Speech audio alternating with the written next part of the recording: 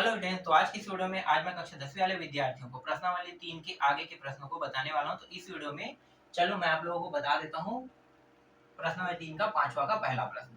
पांचवा का पहला प्रश्न जो है वो 2x + 3y = 7 और दूसरा जो समीकरण जिसे हम मान रहे हैं वो है k + 1x फिर k + 2y = 3k। इसे हम लोग मान रहे हैं, ठीक है। तो दो समीकरण यहाँ पे दिया हुआ है और ये जो प्रश्न क्रमांक 5 है इसमें अनंत अनेक हल के माध्यम से इस प्रश्न को हल करने के लिए लिखा है। तो अनंत अनेक हल का नियम यहाँ पे लागू करेंगे, ठीक है। तो देखो, पहले इन दोनों समीकरणों को देखना है, फिर इन दोनों समीकरणों की तुलना मानक समीकरण से करेंगे। तो समीकरण 1, ये जो समीकरण है इसको लिखें। समीकरण 1 2x + 3y = 7 को मानक समीकरण a1x + b1y + c1 से तुलना करने पर तथा अब ये जो समीकरण 2 है इसको लिखेंगे। तो समीकरण 2 यहाँ पे और क्या है, k + 1 है, x + k + 2y = 3k को मानक समीकरण a2x + b2y + c2 से तुलना करने पर, ठीक है, ये हम लोग लिखेंगे। अब तुलना करते हैं। तो देखो, तुलना करने का मतलब होता है जो सेम टू सेम दिखने वाला चर राशि है वो क्या होगा, कट जाएगा। तो सेम टू सेम क्या दिख रहा है, देखो पहले समीकरण से देखते हैं x और x। और हाँ, एक चीज और है, जब भी तुलना करते हैं तो x की तुलना x वाले के साथ करेंगे, y की तुलना y के साथ, और जिसमें चर राशि नहीं है उनकी तुलना अचर वालों को अचर के साथ करते हैं। तो यहाँ पे देखो x वाला x वाले के साथ तुलना होगा, ठीक है। तो यहाँ पे x x दोनों में कट जाएगा, बचेगा क्या, a1 और 2 बचेगा। तो ये a1 = 2। फिर b1 देखो y और y यहाँ पे कट गया, 3 आ जाएगा। फिर c1 = 7 और मतलब c1 7। इसी तरीके से a2 k + 1, तो ये हो गया k + 1। b2 y वाला है ना, तो ये b2 आ गया। अब देखो y तो कट गया, तो k + 2 और c2 = 3k, ठीक है, यही आएगा ना। अब इसको अनंत अनेक हल के माध्यम से हल करना है। तो यहाँ पे मैं लिख देता हूँ अनंत अनेक हल है। इसका नियम क्या कहते हैं अनंत अनेक हल का, a1/a2 b1/b2 = c1/c2। तीनों मान क्या रहते हैं, बराबर रहते हैं। तो a1 a2 के मान को रख देते हैं। a1 a2 का मान तो ये 2 हो गया और ये k + 1, b2 का मान 3, b1 और b2 है ना, तो b1 का मान 3, b2 का मान k + 2 फिर बराबर c1 c2, c1 का मान 7 और c2 का मान 3k, ठीक है। इस तरीके से अब अनंत अनेक हल के लिए जब हल करेंगे तो सबसे पहले हमें इनमें से दो मानों को लेना है। तो पहला मान हम लोग इन दोनों को ले लेते हैं, ठीक है। इन दोनों को लेकर चलेंगे, तो ये मैं बगल में करता हूँ। तो इन दोनों को लेकर चलेंगे, तो ये रहा 2 और नीचे में क्या था, k + 1 = 3, k + 2 क्या होगा भाई, ये जो नीचे में मान है ये ऊपर में आ जाएगा, दोनों का इस तरीके से, ठीक है। तो ये जो 2 है इस पूरे पद को क्या करेगा, गुणा करेगा, ठीक है। तो पूरे पद को गुणा करेगा, तो देखो 2k, ठीक है, क्या हो जाएगा ये 2k फिर प्लस 2 दूनी 4 बराबर 3k + 3, ठीक है, इस तरीके से। अब जो k वाले है उसको एक साइड और जो जिसमें k नहीं है उसको दूसरे साइड रख लेते हैं। तो देखो ये जो 2k है उसको उस पार भेज देंगे जहां पे 3k है, तो ये क्या हो जाएगा -2k, है ना, -2k। और यहाँ पे कितना है 4 है, इसको इस पार ले जाएंगे तो ये क्या हो जाएगा माइनस, ठीक है। बराबर के, देखो यहाँ पे बराबर है, बराबर के उस पार अगर मैं इसको भेजता हूँ तो यहाँ पे प्लस था, प्लस से इस साइड आने के बाद ये माइनस हो जाएगा। अगर मैं इसको इस साइड ले आता हूँ बराबर किस पार, तो ये किस में है, प्लस में, इस साइड आने पर ये भी क्या हो जाएगा माइनस हो जाएगा। समझ में आया किस तरीके से माइनस हुआ। अब यहाँ पे देखो इन दोनों को घटाएंगे तो 1 आ जाएगा और इनको घटाएंगे तो सिर्फ k आएगा। यहाँ पे कुछ गलती है क्या, कहीं ना कहीं मैंने गलती किया है, ठीक है। कौन सा यहाँ पे कुछ कहीं ना कहीं तो गलती किया है मैंने, मुझे वो पता नहीं चल रहा। हाँ यहाँ पे, ठीक है, यहाँ पे मैंने गलती कर दिया है, इसलिए जो उत्तर के जो मुझे मतलब जो मान है k का वो गलत आ रहा है, ठीक है। ये वाला गलती किया हूं मैं, इसको मैं सुधार लेता हूँ। सभी जगह से मैं सुधार लेता, हल सही है, हल एकदम सही है, बस मैंने मान को गलत रख दिया था, ठीक है। यहाँ पे प्लस में रख दिया था, ये माइनस में है। तो इसको मैं सुधार रहा हूँ, तो ये भी सुधार देता हूँ। ठीक है, कहाँ कहाँ है, यहाँ सुधार दिया, यहाँ भी सुधार देते हैं। देखो यहाँ पे शुरू में ही गलती हो गया। और देखो हल कर रहे हैं तो कहाँ पे है, ये है ना, 3 के साथ होगा तो ये 3 हो गया। ठीक है, इस साइड आने पर ये प्लस हो जाएगा और k बराबर 7। अब सही है, k का मान 7 आ रहा है, मतलब ये सही है। ठीक है, तो 1 हो गया इन दोनों के लिए। अब क्या करेंगे, दूसरा इन दोनों को भी सिद्ध करके देखते हैं कि k बराबर 7 आ रहा है कि नहीं आ रहा है। तो इसको और इस बगल में कर देते हैं।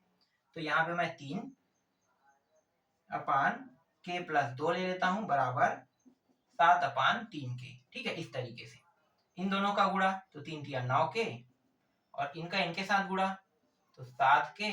देखो 7k प्लस 7 दूनी 14। ठीक, 14 हो गया। अब के वाले को एक साइड लेके आ जाओ, तो ये इस साइड आएगा तो माइनस हो जाएगा। 7k बराबर ये रहा 14, ये आ गया घटाने पर 2k और यहाँ पे 14। k जो है गुणा के फॉर्म में किसके साथ, 2 के साथ, मतलब 2 गुणा में है k के साथ। तो जो गुणा में रहता है 2 उसे हमें हटाना होता है, k को हमें अकेला चाहिए क्योंकि k का मान निकालना है। तो 14 को क्या करेगा, भाग करेगा, 2 एकम 2 सत्ते 7 बार में, तो k का मान कितना आ गया, 7 आ गया। ठीक है, ये भी साबित हो गया।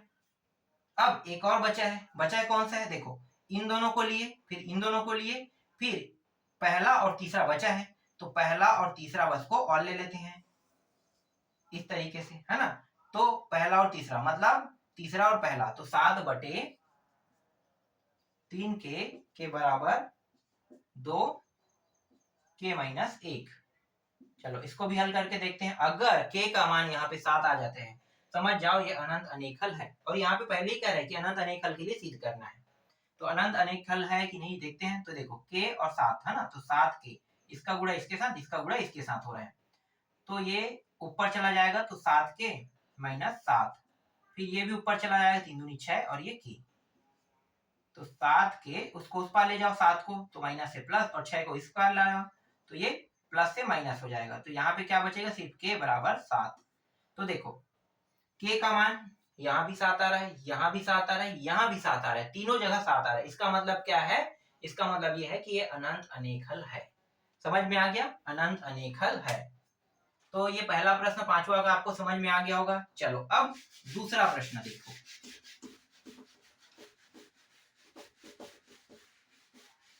ठीक, किसी ने कमेंट किया था कि ये जो बोर्ड है वो खराब हो चुका है। हाँ बिल्कुल खराब हो चुका, क्योंकि ये पहले डस्टर से मिट जाता था। ठीक है, लेकिन अब जो है ना नहीं मिटता है, थोड़ा सा लेट में मिट रहा है। तो इसे बदल तो नहीं सकता हूँ, क्योंकि इसके जस्ट दूसरे साइड वाला जो है वो पेंसिल वाला है। ठीक है, उससे मैं पेंसिल से भी लिख सकते हैं, तो दोनों ऑप्शन है, लेकिन मुझे ज्यादा अच्छा लगता है स्केच से लिखना, इसीलिए मैं स्केच से ही लिख के ज्यादातर पढ़ाता हूँ। ठीक है, तो चलो इसका दूसरा प्रश्न देख लेते हैं ना। दूसरा प्रश्न, यहाँ पे बस समीकरण को बदलना है हमें। देखो ये हाथ से मिट रहा है, क्योंकि अभी मैंने जस्ट लिखा है ना, इसलिए ये हाथ से मिटेगा, और थोड़ी देर होने के बाद ना ये नहीं मिटता है। के एक्स प्लस 2y और ये -4 है, तो मैं -4 को ना, अगर यहाँ पे 0 दिया है तो इसको उस पार ले जाएंगे, क्या हो जाएगा, -4 उस पार जाके प्लस। ठीक है, तो इसको बराबर किस पार लेंगे, तो इसको बराबर +4 लिख देता हूँ। ठीक है, क्योंकि इस साइड रहने पर ही ज्यादा बेनिफिट है हमें। फिर यहाँ पे है 5x माइनस 3y, फिर प्लस यहाँ पे 6 दिया, फिर बराबर 0। 0 के साइड में इस 6 को ले जाना है, तो क्या होगा, ये माइनस, ये प्लस से उस साइड जाके माइनस हो जाएगा ना। तो इसे अब मिटा देते हैं। ये किस साइड जा रहा है, 0 के साइड, तो 0 के साइड जाने पर ये माइनस हो जाएगा। ठीक है, तो यहीं पे मैं ये प्रक्रिया कर रहा हूँ। अब यहाँ पे हम लोग क्या करेंगे, इन्हीं मानों को लिखेंगे, के एक्स प्लस 2y बराबर 4, और यहाँ भी वैसे ही लिखना पड़ेगा। ठीक है, दूसरा समीकरण ये है, तो ये 5x माइनस 3y बराबर -6। तो देखो ये समीकरण 1 है, ये समीकरण 2 है, ये भी अनंत अनेक हल के लिए ही हल होगा। तो समीकरण 1 के एक्स प्लस 2y बराबर 4 को मानक समीकरण a1x plus b1y plus c1 से तुलना करने पर, तथा समीकरण 2 5x माइनस 3y बराबर -6 को मानक समीकरण a2x plus b2y plus c2 से तुलना करने पर। तो जब तुलना करेंगे तो सेम को देखो, x वाले को x वाले के साथ तुलना करेंगे तो x सेम है, दोनों में है तो क्या होगा, कट जाएगा, तो बचेगा क्या, जो दोनों में नहीं है वो बचेगा। तो यहाँ पे A1 और K बच रहा है, तो A1 बराबर K। फिर B1, तो देखो y और y का तुलना y वाले के साथ करें तो y कट जाएगा, B1 और 2 बचेगा। फिर C1 में तो कुछ भी नहीं कट रहा है, तो C1 बराबर 4 लिख देना। फिर A2, यहाँ पे x कट गया, कितना बचेगा, 5, A2 और 5। फिर B2 का निकालो, y कट जाएगा, -3 बचेगा।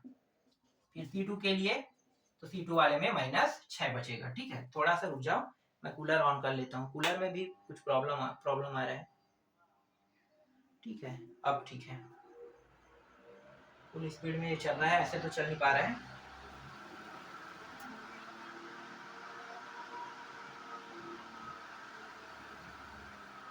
ठीक है, कम कर देता हूँ, ऐसे में आवाज सुनाई नहीं देगा, है ना। तो इसमें कम करने का रेगुलेटर मैंने जब से लगाया है, ये जो कूलर है वो थोड़ा सा प्रॉब्लम देना चालू कर दिया है, थोड़ी देर के बाद थोड़ा थोड़ा करके बंद हो जाता है। ऐसा होना तो नहीं चाहिए, लेकिन ये हो रहा है ना। चलो अब इसको देखो, है ना, यहाँ तक तो आपको समझ में आ गया। A1, A2, B1, B2, C1, C2 का मान कैसे निकला। अब अनंत अनेक हल के लिए हल कर रहे हैं, अनंत अनेक हल के लिए, है ना, हल कर रहे हैं। अनंत अनेक हल है या अनंत अनेक हल के लिए, तो A1 अपान A2 बराबर B1 अपान B2 बराबर C1 अपान C2, ये नियम है। तो A1 A2 के मान को रख दो, तो ये K 5 और 2 बटे -3 और 4 और ये रहा -6। पहले किन दोनों को लेंगे, इन दोनों को, है ना। तो यहाँ पे बगल में कर देते हैं, K अपान 5 2 अपान -3, हल करो तो इन दोनों का गुणा, है ना, तो ये हो जाएगा -3K और इन दोनों का गुणा, 5 दूनी 10। तो ये जो 3K है, -3K, ये उस साइड चला जाएगा, क्योंकि हमें K का मान निकालना है, और जिसका मान निकालते हैं उस साइड में कभी भी माइनस नहीं लगता है। तो माइनस किस साइड में लगे, दूसरे साइड में। तो 10 बटे -3 का गुणा इस तरीके से, तो K का मान कितना आ गया, 10 बटा -3, और ये जो -3 है अब ये कहाँ पे लग जाएगा, आगे में। ठीक है, क्योंकि एक ही संख्या पर है, तो ये एक संख्या पे लग रहा है, समझो। ठीक, तो K का मान कितना आ गया, -10/3। अब इन दोनों को लेते हैं, दूसरा और तीसरा को, तो 2 -3 बराबर, यहाँ भी मैंने प्रश्न में थोड़ी गलती कर दी है। ठीक है ना, के नहीं है, तो अब यहाँ पे दूसरा और तीसरा को नहीं ले सकते। ठीक है, यहाँ पे प्रश्न में तो गलती नहीं है, तो हमें तो के का मान निकालना है ना, के का मान। तो के वाले टॉपिक को उठाएंगे, तो देखो के वाला टॉपिक कौन सा है, इसमें तो नहीं है, तो क्या करेंगे, इसको ले लेंगे। ठीक है, तीसरे वाले को, चलो इसको देखो, तो के अपान 5 बराबर 4 अपान -6, हल करो तो ये हो जाएगा -6 के बराबर 5 20। तो ये के को यहीं पे रहने देते हैं, -6 उस साइड जाके क्या करेगा, 20 को गुणा करेगा, तो ये हो जाएगा, कितने के पहाड़े से कटा है, देखो 2 के पहाड़े में 3 बार और ये 10 बार, तो के बराबर -10/3 यहाँ भी आ रहा है। ठीक है, ये भी आ रहा है। तो देखो यहाँ पे दो जगह के का मान -10/3 और -10/3 यहाँ पे हमें प्राप्त हो रहा है। ठीक है, लेकिन इन दोनों में देखो, इन दोनों में के नहीं है, तो इनका हल हम लोग नहीं कर सकते, इनका हल करेंगे तो अलग आएगा। तो ये जो है, ये सिर्फ 2 ही हल होगा, है ना। तो इसमें सिर्फ क्या करना है, हमें 2 ही हल करना है, तो 2 हल हो गया। आना तो तीनों के लिए था, लेकिन यहाँ पे सिर्फ 2 के लिए बस करना है। ठीक, इसके बाद तीसरा प्रश्न देख रहा हूँ, तीसरा प्रश्न, तीसरा को बना के देखना, चौथा को।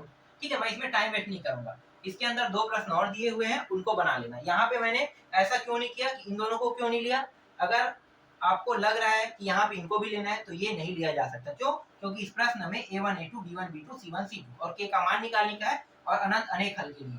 तो यहाँ पे ये दोनों में देखो, एक में K है, एक में K नहीं है, तो आसानी से K का मान निकल गया।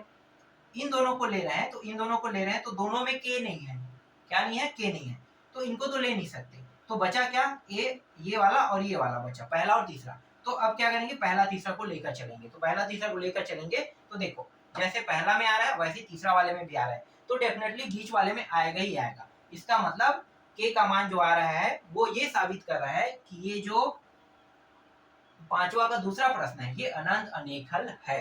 ठीक है, ये समझ में आ गया। चलो अब छठवां प्रश्न देखते हैं। ठीक है, सीधा मिटा देता हूँ, सेम थोड़ी है छठवां प्रश्न। मैं पहले प्रश्न को पढ़ लेता हूँ। हाँ नहीं है, छठवां अलग है। सेम होता तो फिर से मानक समीकरण लिखना पड़ता।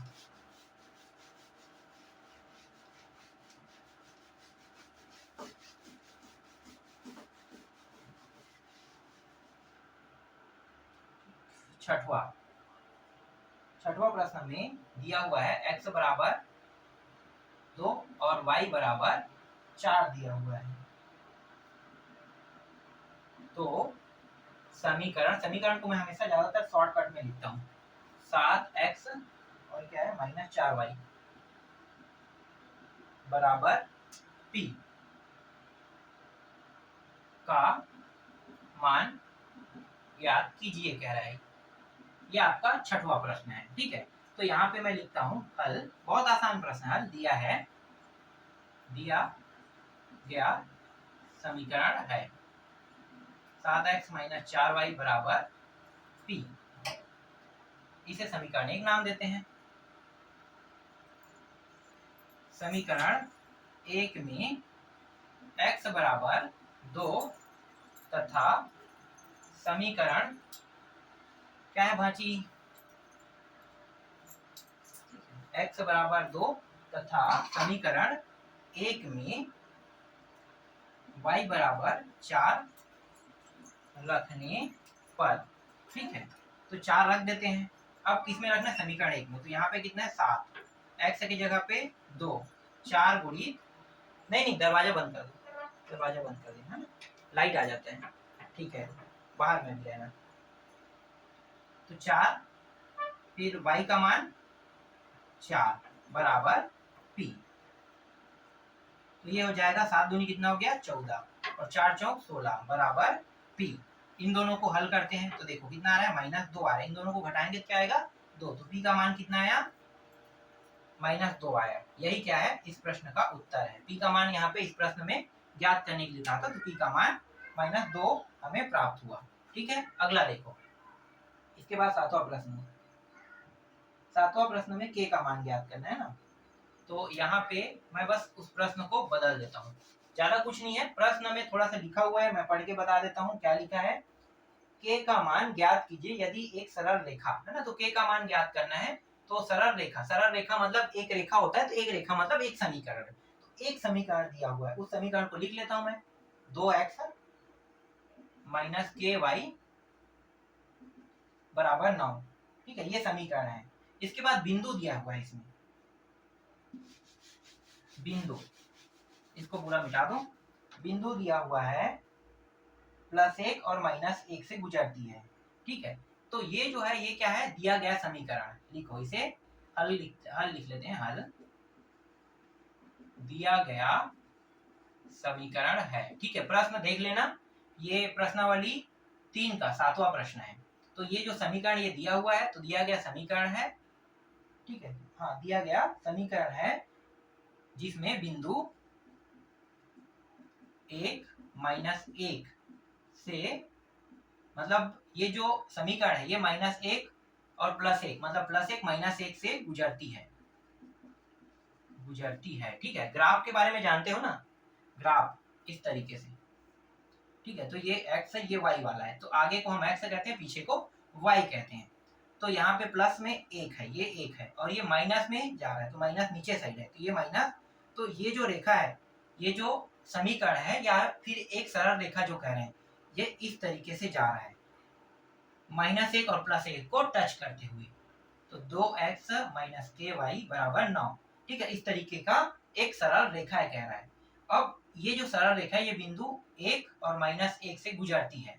इसका मतलब क्या है, x का मान 1, x बराबर 1 तथा y बराबर -1 रखने पर। ठीक है, इसे समीकरण 1 नाम दे दो, इसमें रख देते हैं।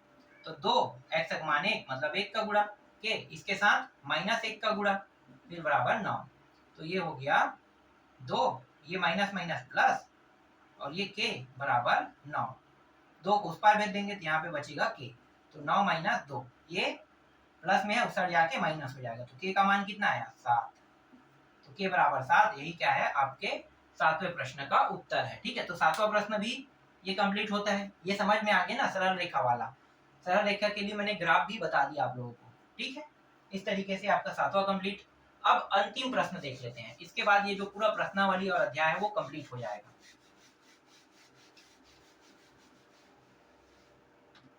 तो देखो मैं यहाँ पे पढ़ देता हूँ प्रश्न को। ये जो प्रश्न है इसे आप लोग अपने बुक में देखना। ठीक है, तो मैं ऐसे ही पढ़ देता हूँ, यहीं पे रखे।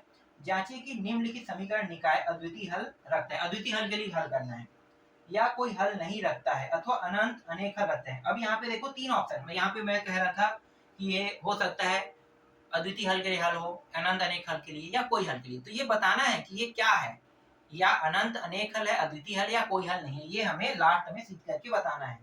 फिर अगर अद्वितीय हल है, अद्वितीय हल अगर ये साबित हो जाता है तो अद्वितीय हल में x और y के मान निकलता है, तो हमें x और y के मान को निकालना है। ठीक है, तो चलो उन दोनों समीकरणों को लिख लेते हैं। तो ये आपका 8वां प्रश्न, 4x प्लस 7y बराबर 18, 2x प्लस y बराबर 4। यहाँ पे डायरेक्ट मैं a1 a2 के मान निकाल दूं।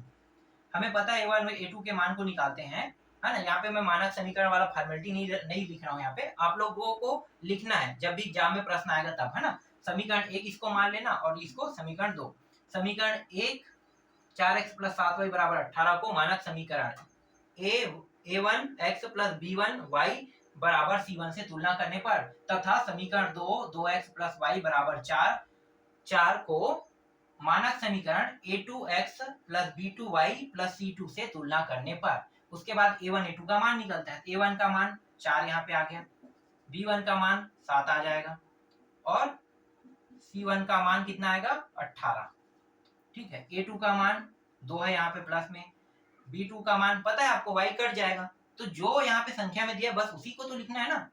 तो b2 का मान कितना रहेगा यहाँ पे प्लस 1, है ना। यहाँ पे कुछ नहीं, मतलब क्या 1 यहाँ पे है, और c2 बराबर 4। इस तरीके से अब इन्हें हल करके देखते हैं। a1 अपान a2 बराबर b1 अपान b2 बराबर c1 अपान c2। a1 a2 के मान को रखो 4/2, 7/1। पहले इन दोनों को देखना पड़ेगा। अगर ये दोनों बराबर नहीं होता है, इसका मतलब ये है, हाँ ये दोनों अगर बराबर नहीं होता है, इसका मतलब ये है कि ये क्या है अद्वितीय हल है ना। तो ये दोनों को बराबर करके देखते हैं। देखो 1 और 2, 1/2, तो 2/1 बराबर 7 यहाँ पे 1 प्राप्त हो। तो देखो ये दोनों बराबर है क्या, बिल्कुल भी बराबर नहीं है। a1 a2 बिल्कुल भी बराबर नहीं है। इसका मतलब क्या है, ये अद्वितीय हल है। सिद्ध हो गया अद्वितीय हल है। ठीक है, अब अद्वितीय हल हो जाएगा, फिर क्या करना है, x और y के मान को निकालना है। तो x और y के मान को कैसे निकालते हैं, पता है ना। x और y के मान को निकालने का तरीका बिल्कुल आपको पता होना चाहिए। आपके पास 3 तरीके थे, है ना। ये समीकरण निकाय इसमें तो नहीं आएगा, लेकिन समीकरण निकाय के अलावा हमारे पास प्रतिस्थापन विधि और बीजगणन विधि है, उससे तो निकल जाएगा ना। तो उनमें से किसी एक को यूज कर लो। तो यहाँ पे मैं इसको विलोपन विधि से हल कर लेता हूँ। विलोपन विधि से 4x प्लस 7y बराबर 18, 2x प्लस y बराबर 4, है ना। ये दोनों समीकरण है, तो इन दोनों समीकरणों को हल कर रहे हैं। देखो दोनों समीकरण के सामने वाले पद को देखना है, दोनों बराबर है क्या, नहीं है। जब तक के दोनों बराबर नहीं होगा तब तक के ये हल नहीं हो सकता। तो देखो इसमें 2 है, इसमें 4 है, ये 2 के पहाड़े में 4 आता है। इसका मतलब क्या है, अगर मैं 2 का गुणा इसमें कर दूं, किसमें, ये जो समीकरण 2 है, ठीक है, ये समीकरण 1 है, समीकरण 2 में कर दूं तो ये पहला पद के बराबर हो जाएगा। तो 2 का गुणा कर देते हैं पूरे पद में। तो यहाँ पे लिखना है आपको ना, समीकरण 2 में 2 का गुणा करने पर, तो 2 का गुणा करेंगे कितना प्राप्त हो, 2 दूनी 4, 4x, और ये पूरा गुणा सब में होगा, है ना। तो 2y, ये y बस था 2y, और ये 4 दूनी 8। तो ये समीकरण 3। अब ये जो समीकरण 2 है, इसका रोल खत्म हो गया। क्यों खत्म हो गया इसका रोल, क्योंकि ये जो ये पहला और तीसरा, और ये जो दूसरा है दूसरा समीकरण जिसमें 2 का गुणा किए तो इसी का बदला हुआ रूप हमें ये प्राप्त हुआ। अब क्या करेंगे, पहला और दूसरा समीकरण को हल करेंगे। तो पहला समीकरण में दूसरा को क्या करेंगे, दोनों देखो बराबर है, सामने के पद इसका भी बराबर इसका भी बराबर है, मतलब क्या करेंगे, घटा देंगे। तो समीकरण 1 में 2 को घटाने पर ये लिखना है आपको, लिख लेना, उसके बाद घटा देना। घटाओगे तो यहाँ पे देखो प्लस है, इसका मतलब घटाने पर माइनस, ये भी प्लस है माइनस, ये भी प्लस है तो ये भी माइनस हो जाएगा। ये और ये सेम हो गया, प्लस माइनस के कारण कट गया। ऊपर वाला प्लस है और नीचे वाला माइनस है, तो घटाएंगे तो 7 में 2 घटाओगे कितना आएगा, 5, तो 5y, और प्लस वाला बड़ा है इसलिए ये प्लस में आएगा। इसी तरीके से ये प्लस में है, ये माइनस में है। 18 में 8 घटाओगे तो 10 आएगा। फिर y बराबर 10 बटे 5, 5 एकम 5 दूनी, तो y का मान कितना आ गया, 2 आ गया। इस तरीके से 2 प्राप्त हो। अब इस मान को कहाँ पे रखना है आपको, समीकरण 1 या 2 किसी में भी रख लो, आसानी से आ जाए। इस बार मैं समीकरण 2 में रख रहा हूँ। समीकरण 2 में y का मान रखने पर ये पूरा फॉर्मेलिटी आप लोगों को लिख लेना है, ठीक है। सीधा लिखते हैं 2x प्लस y की जगह पे कितना रखेंगे, 2, और यहाँ पे 4, तो 2x बराबर 4, इस 2 को उस पार भेज देते हैं तो ये माइनस हो जाएगा। 2x बराबर ये घट के 2 प्राप्त हुआ, और x के साथ ही गुणा के फॉर्म में, इसलिए क्या करेगा, उस पार जाके 2 को भाग करेगा। ठीक है, क्यों भाग कर रहा है, क्योंकि गुणा के फॉर्म में है ना, 2 एकम 2 एकम, तो x बराबर कितना आया, 1। तो देखो जब अद्वितीय हल होगा तभी हमें क्या करना था, x और y के मान को निकालना था। देखो x का मान 1 प्राप्त हुआ और y का मान यहाँ पे कितना प्राप्त हुआ, 2 प्राप्त हुआ। इस तरीके से प्रश्नावली 3 पूरा कंप्लीट होता है, और ये जो अध्याय 2 है ये भी पूरा कंप्लीट होता है। इसके बाद मैं आपको अगले अध्याय को पढ़ाऊंगा।